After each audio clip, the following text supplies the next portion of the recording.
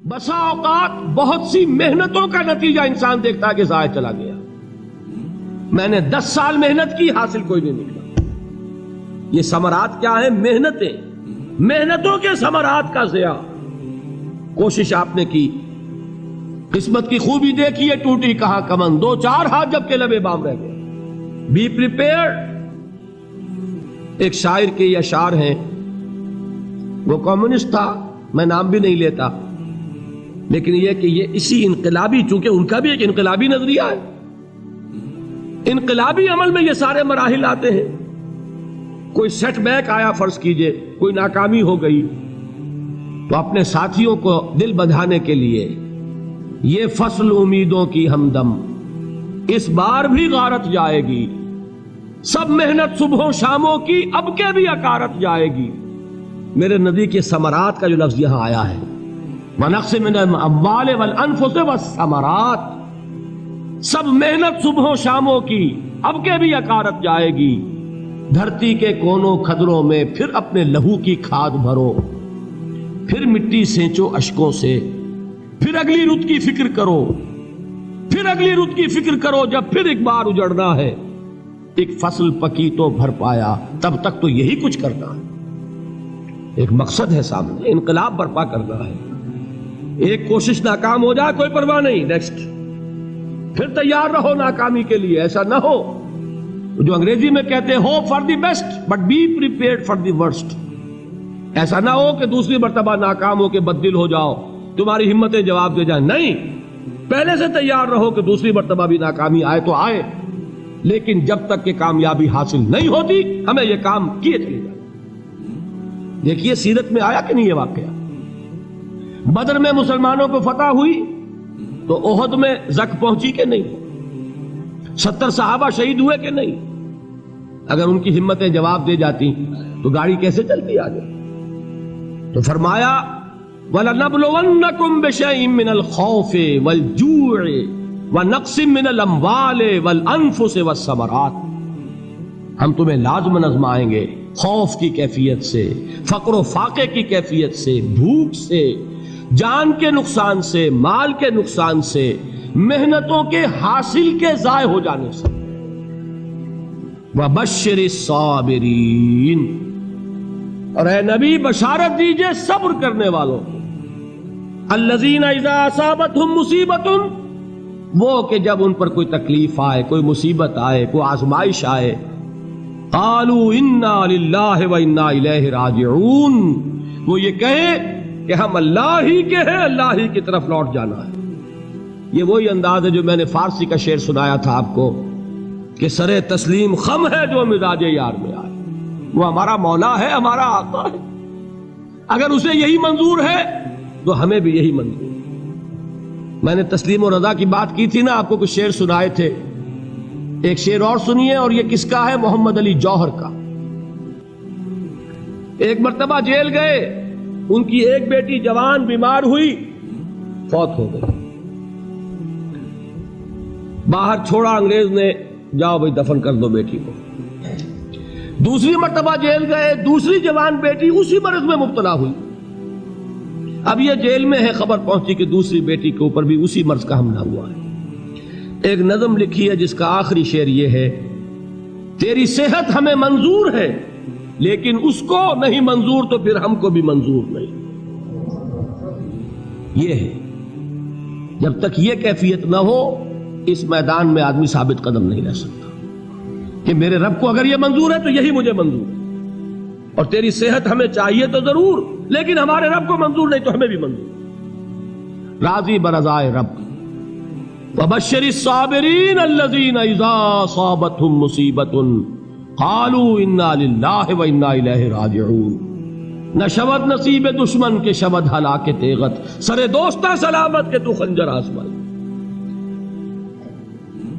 اولئک علیہم صلوات من ربہم ورحمہ، یہی ہے وہ لوگ جن پر ان کے رب کی طرف سے عنایتیں ہیں اور رحمتیں ہیں.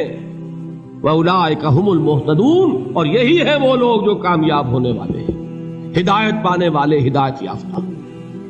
اسی سورہ بقرہ میں ذرا آگے چل کر، یہ تو ہے 20واں رکوع، 19واں رکوع.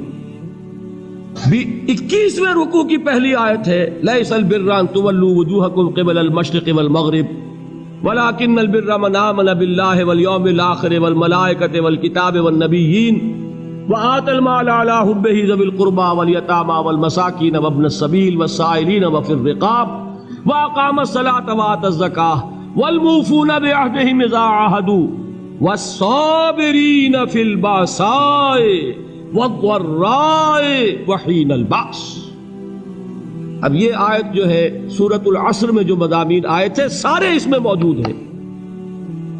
وہاں ایمان کا لفظ آیا، یہاں 5 ایمانیات کی تفصیل آ گئی، اعمال کی تفصیل آئی، اور آخری بات وہاں کیا ہے وتواصوا بالصبر، اور یہاں کیا ہے والصابرین فی البأساء والضراء وحین البأس. اور صبر کرنے والے، اصل نیکی ان کی ہے جو صبر کریں. کس میں؟ جنگ کے وقت. ذرائے باسائے، باسا کہتے ہیں فقر اور فاقہ. واحد آئے گا باس تو اس کے معنی جنگ، اور باسا جمع میں آئے گا تو فاقہ فقر بھوک. اور ذرائے جسمانی تکلیف، ضرر جسمانی تکلیفوں میں صبر کرنے والے، فقر اور فاقے میں صبر کرنے والے، اور جنگ کے وقت صبر کرنے والے. اولئک الذین صدقوا واولئک هم المتقون. یہ ہیں وہ لوگ جو صبر کرنے والے ہیں، یہ ہیں جو سچے ہیں، جو اپنے دعوے میں نیکی کے اور ایمان کے صادق ہیں، اور یہی وہ لوگ ہیں جو متقی. اگلی سورت ہے سورہ آل عمران، اس میں 2 لفظ آئے ہیں آخری آیت، یا ایھا الذین آمنوا اصبروا وصابروا ورابطوا واتقوا اللہ لعلکم تفلحون. دیکھیے یہاں صبر اور صابر جو تعلق جوہد اور جہاد کا ہے وہی ہے صبر اور مصابرت.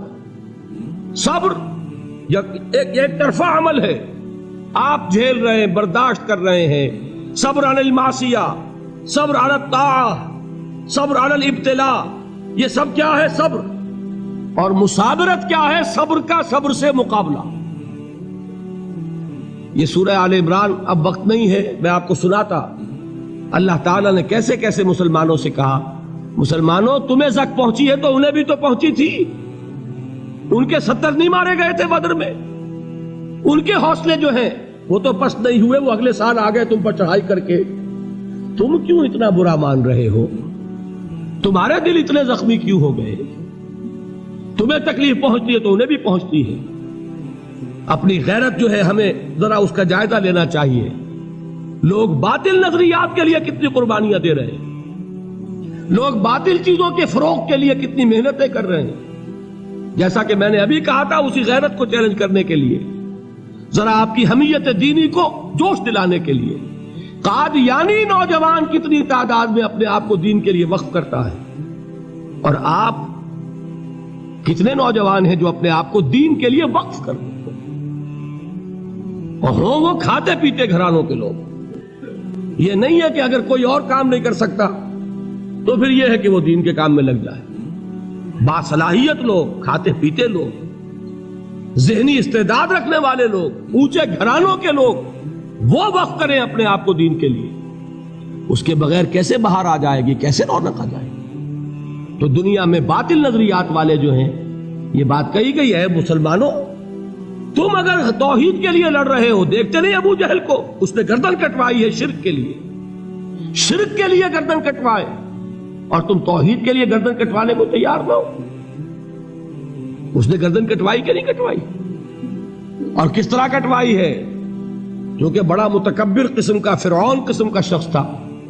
جب گردن کاٹنے لگے تو کہتا ہے ذرا نیچے سے کاٹنا، تاکہ جب تم نیزے کے اوپر چڑھاؤ میرے سر کو تو اونچا نظر آئے، معلوم ہو سردار کا سر.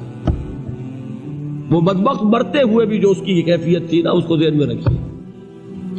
تو یہ اس لوگوں نے قربانیاں دی، جانیں دی.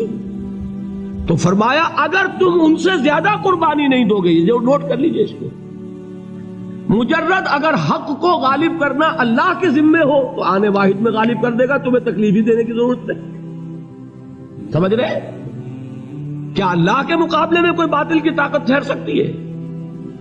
یہ تمہارے ایمان کا امتحان ہے، یہ تمہارے خلوص کی آزمائش ہے، یہ تمہارے امتحان کا ثبوت درکار ہے کہ اللہ تعالیٰ دیکھنا چاہتا ہے تم اس کے لیے اپنی جانیں قربان کرنے کو تیار ہو کہ نہیں، تم اس کے لیے تن من دھن لگانے کو تیار ہو کہ نہیں۔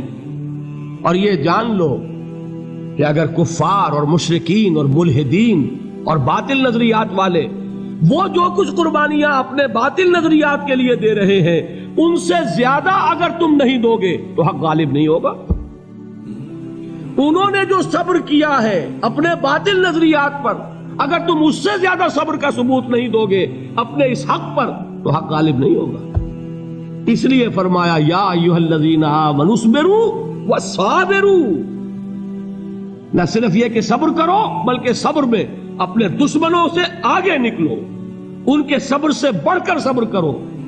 ورابطوا، مرابطہ کہتے ہیں چوکس رہنا، ہوشیار، پہرا دو، ایسا نہ ہو کہ دشمن جو ہے غفلت میں تمہارے اوپر کوئی حملہ جو ہے کر بیٹھے۔ واتقوا اللہ، اور اللہ کا تقوی اختیار کرو، لعلکم تفلحون، تاکہ تم فلاح پاؤ۔